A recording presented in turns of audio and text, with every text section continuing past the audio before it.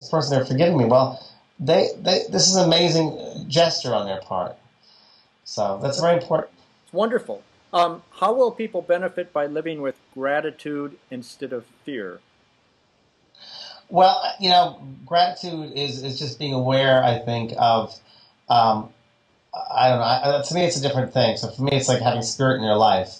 It's being aware of spiritual things, seeing yourself as a spiritual person, having a physical experience, not the other way around. Mm-hmm.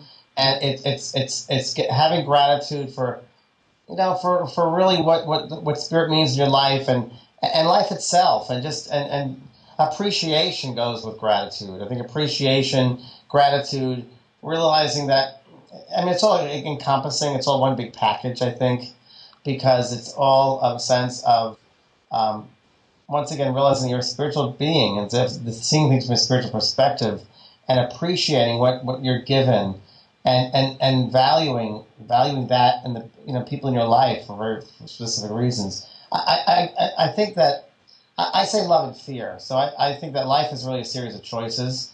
And I think, as I talk about in the book, life is a series of choices, and all choices are based upon either love or fear.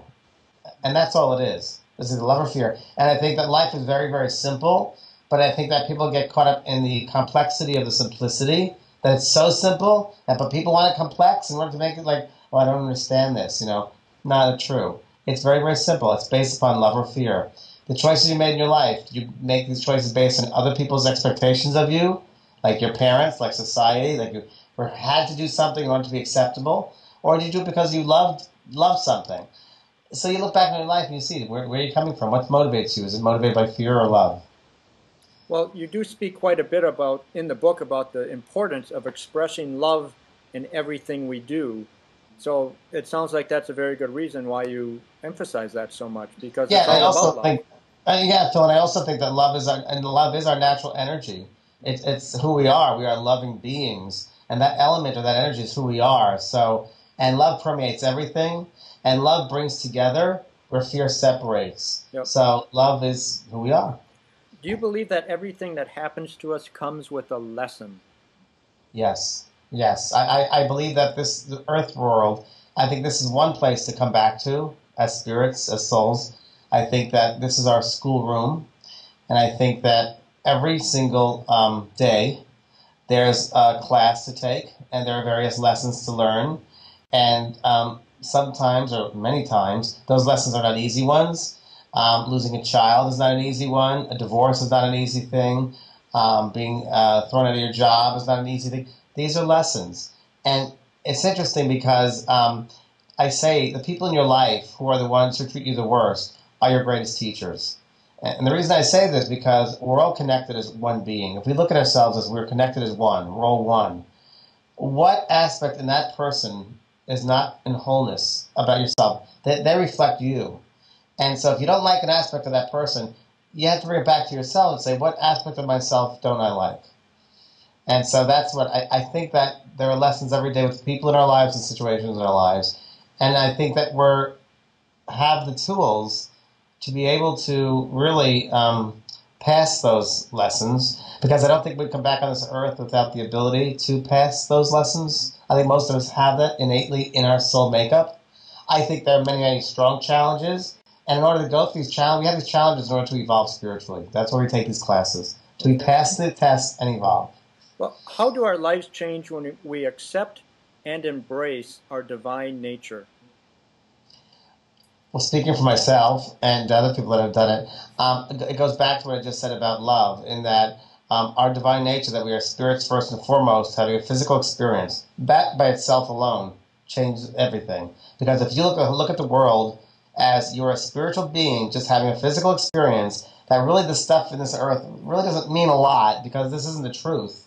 These are just situations, lessons, classes that we're taking, and it really, you have to demonstrate how much love you can use in these lessons in order to grow. I think when you start seeing yourself as a divine being and everything is in divine timing and the universal light, it just changes perspective. You don't get so involved in the nitty-gritty. You see things from a higher cause, the bigger picture. You see the bigger picture, if you will. And when you start seeing the bigger picture, and that you're really a divine being, you become very mindful. And when I say mindful, I mean being responsible for your thoughts, your words, and your deeds. You become, and I talk about this in the book also, that your thoughts are real things. Thought is energy. So you become responsible for what you're sending out to the world, what thoughts you're sending. I say to everybody, you are constantly creating. So right now, as we're sitting here, people that are viewing this, you are creating. You might not be conscious of creating situations and thoughts, but you are right now. You might not see them because it's beyond the physical level, it's beyond that, but you are creating the world you want or the situation you want by your thoughts. And when you start being aware of your divine nature, it transcends into your thoughts, your thought makeup. So your thoughts will be more of a lighter and a more loving thoughts. And interesting, when I started being mindful and responsible with how I treated people, every day would come in and I would say, and this really does work, but you got to work at it, you got to practice it. I want to treat another individual as I want to be treated. Okay?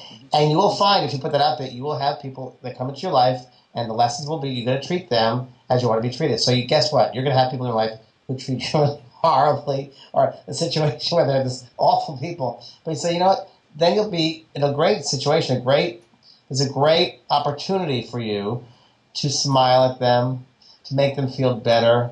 I talk in the book about being in an elevator, and I always love the elevator scenario. People look down or look up the numbers. I always say, hi, how are you? Or I break out in song, or I change the energy and make people feel better. And it's like that. It's like, I want to treat someone how I want to feel. And I want to feel happy and loving. I want someone else to have that situation and change up the energy. And it's great. You can have fun with that, too. You can go every day and see what opportunities you can do, what you can have, where you can change people's energy and make it lighter. That's great. I love it. When you give readings to people, what are the first things they generally want to ask a deceased loved one? Well, many things. Number one, are they alive? So we establish that their loved one is definitely there next to them.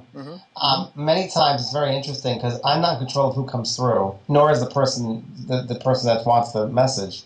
It's really up to the spirit world. I mean, your dead son or daughter or husband, they won't show up if they don't want to. And if they do show up, they might not be able to be effective at communicating because it takes a lot of concentration, and they got to really use an effort to get through to my mind and send me thoughts telepathically. Really mind-to-mind communication, telepathic communication. So just because you're there and you want to hear from your dead son, you might hear from the dog, family dog that died. You might hear from a neighbor. So that's an interesting part of the process of communication. But one of the things they want to know, of course, is if they've survived death. And the second thing, it seems that the person on the earth, they want to make sure that with how they treated that person, that they're okay, that that they did everything they could do, and they want to ask for forgiveness also from both sides. It's interesting, both sides of life. So it's survival of consciousness, and they want to know if they're all right, they're okay. Oh, great.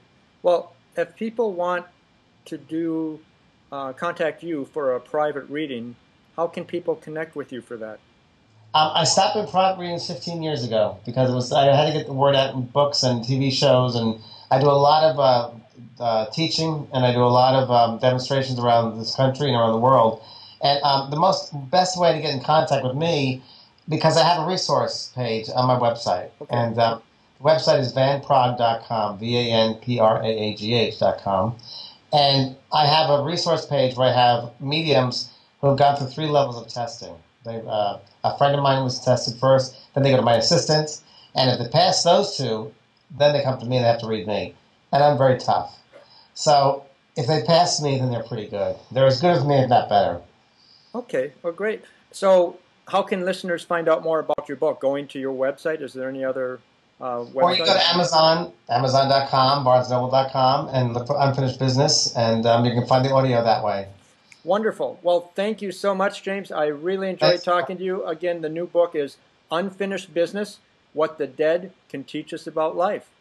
Thank you for sharing your thoughts. Thank you, Phil. Appreciate it. Okay. Bye. Bye-bye. Bye-bye.